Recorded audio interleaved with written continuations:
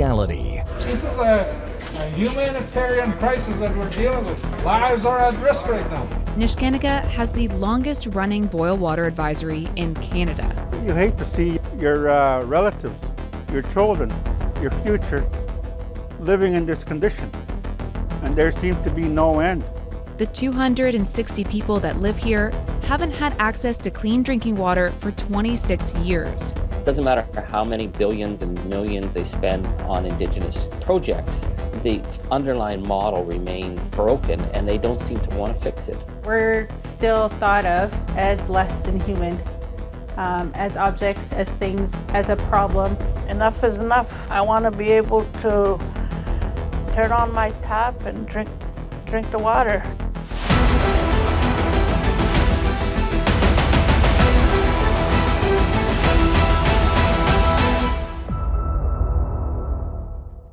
Welcome to the new reality. I'm Donna Friesen.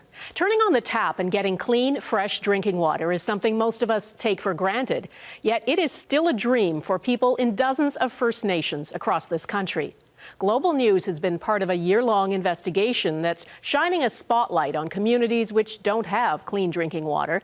Some of them have endured this for decades, despite government funding and multiple promises. As Krista Hessey explains, the pandemic has made the situation even more dire.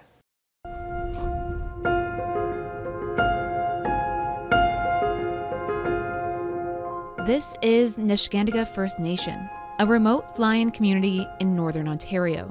Though it doesn't usually look like this. The entire community was evacuated a week ago to Thunder Bay after an oily sheen was discovered in their water reservoir. A handful of residents have stayed behind to keep the houses warm so the pipes don't freeze and to make sure the dogs are fed. But even that hasn't been easy. Having no running water means they can't bathe or even flush their toilets. So the residents that are left here have to wade into the freezing lake to fill jugs of water to fulfill those basic needs. Lawrence Sackany has lost count of the jugs of water he's used. My family has been evacuated since 7 days already, so this is how much I used since they were gone. Neskantaga has the longest running boil water advisory in Canada. The 260 people that live here haven't had access to clean drinking water for 26 years, and many of the community's younger residents have never drank the water from their taps.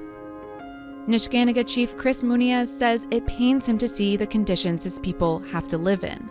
You hate to see your relatives, your children, your future living in this condition, and there seems to be no end. And look at all the sludge in here. This was before evacuation. This is the second evacuation the community has experienced in recent years. Sharon Sackany is the health director in Neskantaga. She estimates that she treats 2 people a week that have rashes and scabs connected to the water. Enough is enough. I want to be able to turn on my tap and drink the water. It has been a week since the community was evacuated, and today is the first time an engineer from Indigenous Services Canada has come to assess the situation. Actually, you can feel that. It's slippery. Wayne Muniz, an advisor to the chief, says the government isn't doing enough.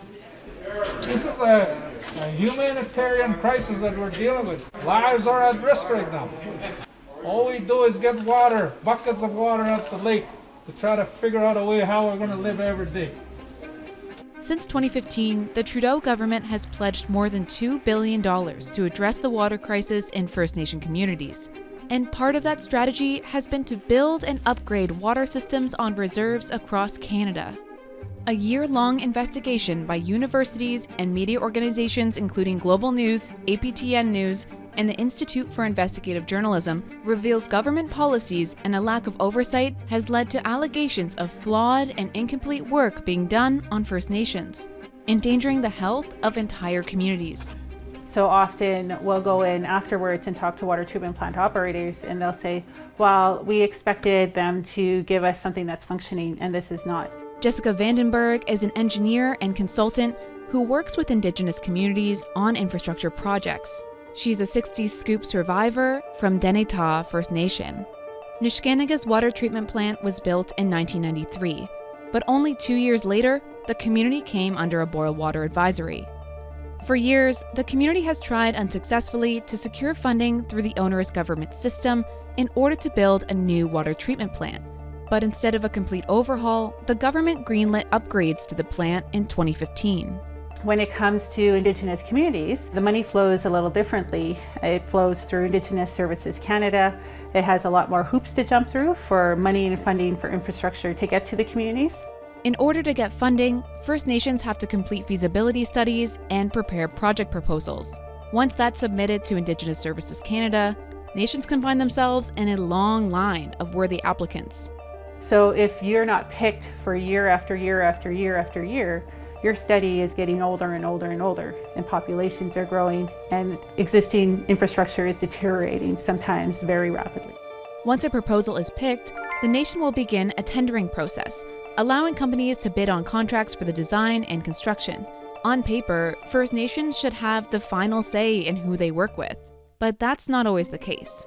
Neskantaga reached this phase in 2017, and the community hired Kingdom Construction Limited to do the upgrades. The work was scheduled to be complete in just under a year, but it wasn't long before problems arose. After a series of delays, leadership terminated its contract with Kingdom in early 2019. Today, work on the community's water treatment plant is still not finished, and the cost has nearly doubled. In a statement, Kingdom said the situation on the ground was materially different than what it expected based on the contract, and that a few large issues caused delays. Chief Muniz has also weighed in on the tendering process. We are forced to pick the lowest bidders, and then there's cost overruns that just keep going up. Rather than putting quality management first, it's lowest cost. The lowest cost may not come from a company that has the trust of the community, nor necessarily puts the community's needs first. Doesn't matter how many billions and millions they spend on Indigenous projects, the underlying model remains broken, and they don't seem to want to fix it. Over the years, Charlie Angus, a member of Parliament for Timmins James Bay, has dealt with communities frustrated with the government system, which can be traced back to the creation of reserves. Despite historic treaties outlining a nation-to-nation relationship, the Indian Act of 1876 forced First Nations into reserve lands and put them under federal control by law. It's astounding that it took, the forced evacuation of an entire community to shine a light on this kind of constant mismanagement, but this is the reality that's happening on the ground in so many First Nation communities. Testing revealed the sheen in Neskantaga's reservoir was due to a non-toxic mineral oil that came from a broken pump. But since the evacuation, the water system has had even more problems. The upgraded facility, sewage lift station, and distribution lines have all had issues, further delaying the community's return home. That's our lift station right here. And this is one of the problems we have. Neskantaga leaders have now called for an investigation into the business practices of the contractors and engineering firms that have worked on their water system. We have to question why we have to go through all this. 25 years, 26 years is dehumanizing. Several chiefs across the country said the government's requirement that nations work with the lowest bidder has prevented them from hiring who they wanted. When Peguis First Nation in Manitoba put out a tender for upgrades to the community's water treatment plant in Sewage Lagoon in 2018, they wanted to hire a local contractor to do the work. But in a phone interview, Peguis Chief Glenn Hudson says in the end, they also had to work with Kingdom Construction on the nearly $12 million project. We had local contractors, but because Kingdom was the low bid, we weren't able to select them. Does ISK essentially just say you don't have any choice? You have to go with the contractor? Yes. Okay. Yeah. And given that it's our project, we demanded that we wanted to look at changing that contractor, but ISK ended up stating that they would pull the funding for it if we didn't follow that due process. After delays and a communication breakdown, Peguis terminated the contract and asked Kingdom to leave. Today, he says the community is still dealing with work that doesn't meet code, puts operators at risk, and threatens to contaminate nearby waterways. And they're not being held accountable when it comes down to the project going off the tracks. They're saying, well, it's you guys' money, it's your project, but they're the ones that steered us in this direction. Peguis has now hired local contractors to complete the upgrades that should have been finished 2 years ago. Wasauksing First Nation sits along the eastern shore of Georgian Bay in Ontario. The nation also hired Kingdom to build its water treatment plant back in 2010 due to the government's low bid policy. Ryan Tabaganang is the director of public works here. He says that while the treatment plant delivers clean water today, they experienced several problems with the company. We were basically in the position where if we didn't go with the low bid, then Wasauksing would be responsible for the additional cost between the two bids. We had contacted their references. There was a history of bidding low and submitting a lot of extras to make up for that low bid. They assured us that no, that's not the case. But Ryan alleges that's exactly what happened. He says that even though the project was finished in 2012, it was delayed by 11 months and over budget. Ryan says Kingdom requested several change orders, a move that the project team felt was premeditated. We felt we were threatened a couple times in terms of pay this or we'll pull our guys off. Knowing what we know now and the amount of extras that we paid to that contractor, we would have been better off going with that other low bidder. Jessica says extra costs are common on any infrastructure project, but when it comes to work on First Nations in general, she has witnessed cases where charges have gone beyond the usual. Often they'll be overcharging, they'll be invoicing of work that isn't done, and then the work that is done is often poor quality. Sometimes communities have to cover these costs themselves, but often they have to go back to Indigenous Services Canada to request more money. Nastasia Pickles is the water operator in Wasauksing. She was involved in the water treatment plant's construction and says she witnessed Kingdom employees fail to adequately fix problems and face sexist comments from workers. They blew this pipe right out one Friday.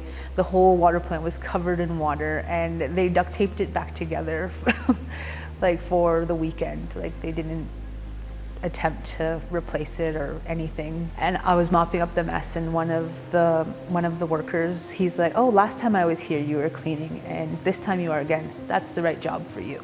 I was very upset and I'm like, oh my God, like I passed my tests and I deserve to be here. When it comes to First Nations, there's already some layers of stereotypes and discrimination and racism and prejudice as well that sometimes will deter companies and consultants and contractors from working with those communities. So communities, depending where they are, don't always have a lot of options.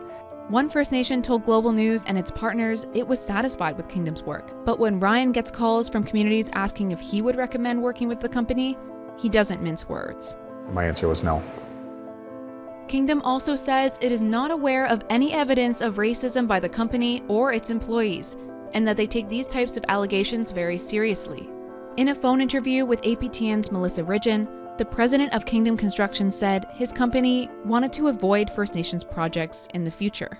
It's a bunch of free money given to people for nothing that they never paid for necessarily. I'm not saying that in a rude way, don't get me wrong, Melissa. I'm just saying, as a contractor, we're looking at millions and millions of dollars being given from the federal government to the native band. Landry later apologized for the language he used and acknowledged it was culturally insensitive. Kingdom denies any allegation that its work did not meet the highest standards, including in Neskantaga, adding that in any project there can be unforeseen expenses and potential delays, and that additional costs are always approved by the design engineers. The company also says it is bound to perform all work as per the contract and cannot speak to the suitability of the end product as it relates to the owner's expectations. Documents show that federal officials were aware 10 years ago that Wasauksing faced issues with Kingdom, but the company continued to be hired for work on First Nations, eventually getting at least 7 projects valued at $90 million. Though the total received by Kingdom is unknown. Coming up on The New Reality. We do our best not to force any particular community into a particular path. It sounds like deferral of responsibility and accountability rather than a collaborative approach between government to nation.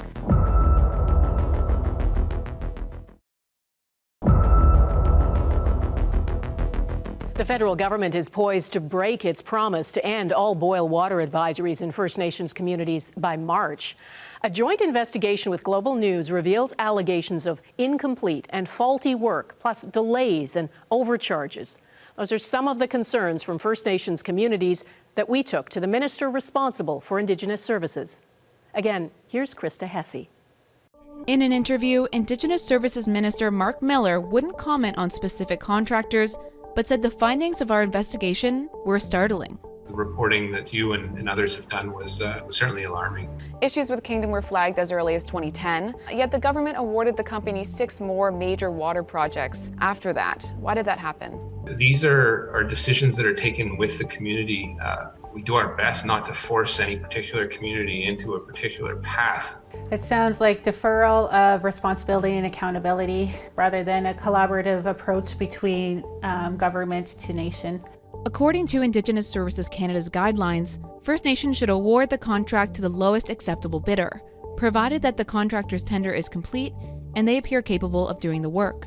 The department's spokesperson said this policy follows industry standards. Does it follow industry standards? Yes, it follows historic practice, but it's not the best practice. Minister Miller has admitted that problems with contractors are widespread. Yet, Indigenous Services Canada does not currently have a system to track complaints and bad companies that work on First Nation water projects. The fact that they would claim that they don't bother to check whether or not the job gets done right speaks to the systemic negligence. Indigenous Services Canada will put their check mark and say, oh, that water treatment plant was replaced. You no longer need funding for the next X amount of years. And who pays the consequence is all the members of that community. We asked Minister Miller if he would commit to tracking complaints about contractors going forward. I'm keen to have as much data as possible, and if it's helpful in ensuring that people aren't the subject of sharp practices, I'm glad to do that. Members of Neskantaga First Nation have now been living in a hotel in Thunder Bay for 2 months. Cases of COVID-19 have been on the rise as the country grapples with the second wave, and residents are worried. Marissa Sakany is a mother of 2 who had to evacuate with her daughters. To go pick the spot. Back home when they said that we were getting evacuated, I said no. Of course, my partner talked me out of it. Marcus Muniz, Marissa's partner, is one of the water operators in Neskantaga and had to stay behind. She says her eldest daughter, Maya, has been struggling. She had her face on her knees, like she was sad. So I asked her to tell me how she feels, and then she said she feels trapped. Marissa is 25 years old and has never had access to clean drinking water at home. She says just to prepare a bath can be a 2 to 3 hour ordeal. It's very difficult carrying 4 or 5 containers of 10-liter water, taking it all to your house. The government advises people living under a boil water advisory to not bathe children or elders in the tap water.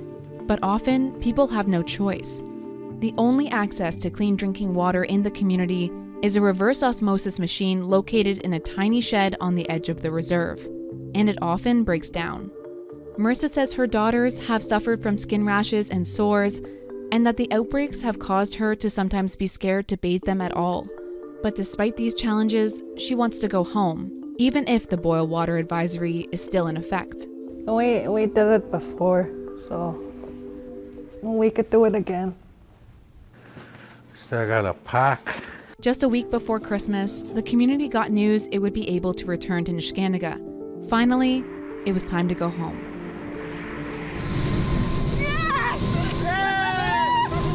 The water is running again, but the community's problems are far from solved. The boil water advisory is still in effect, and work on the treatment plant has slowed because of the pandemic. So for now, they will continue to rely on shipments of bottled water. The federal government has agreed to investigate the contractors that worked on Neskantaga's water system, and is working with the community on a long-term plan to lift the boil water advisory.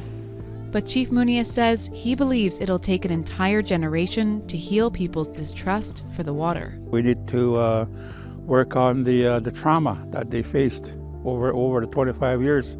Nobody can say and say, no, you trust the water now. Nobody can say that to them. The federal government has paid Kingdom nearly $2 million to settle a legal claim launched by the company over its canceled contract.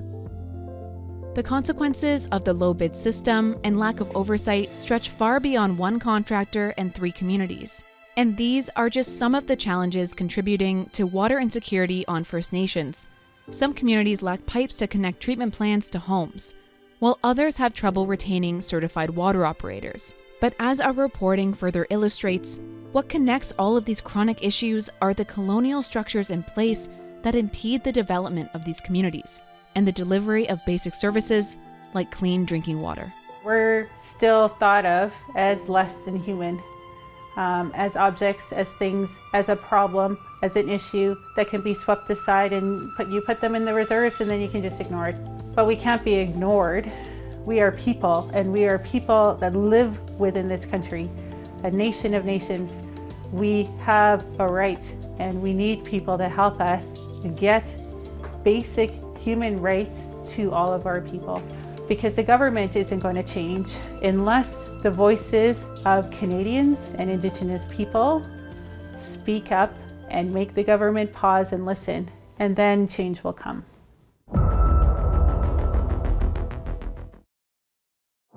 Next week on The New Reality. There is just a lot of people that are succumbing to false information. Because of COVID and us being in isolation, a lot of people are curious. They're alone, so they're turning to communities on the internet.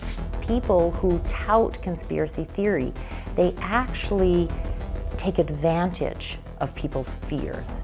I don't feel it's wise to leave these people speaking unchecked. It's frightening. It's absolutely frightening. That is The New Reality for this week. I'm Donna Friesen. Thanks for joining us.